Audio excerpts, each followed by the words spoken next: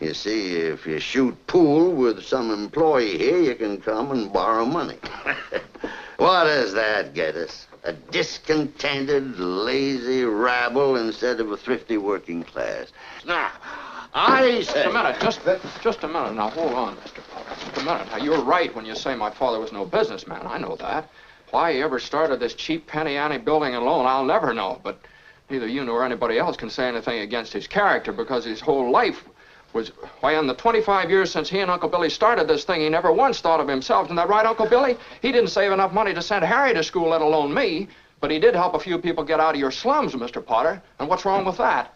Here, you're all businessmen here. Doesn't it make them better citizens? Doesn't it make them better customers?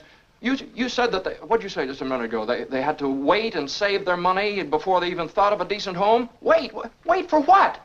Until their children grow up and leave them? Until they're so old and broken down that you know how long it takes a working man to save $5,000? Just remember this, Mr. Potter, that this rabble you're talking about, they do most of the working and paying and living and dying in this community. Well, is it too much to have them work and pay and live and die in a couple of decent rooms and a bath? Anyway, my father didn't think so.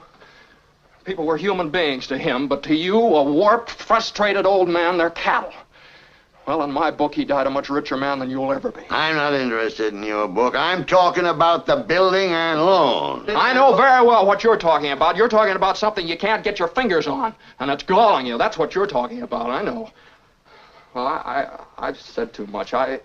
You're the board here. You do what you want with this thing. There's just one thing more, though. This town needs this measly one-horse institution, if only to have some place where people can come without crawling to Potter.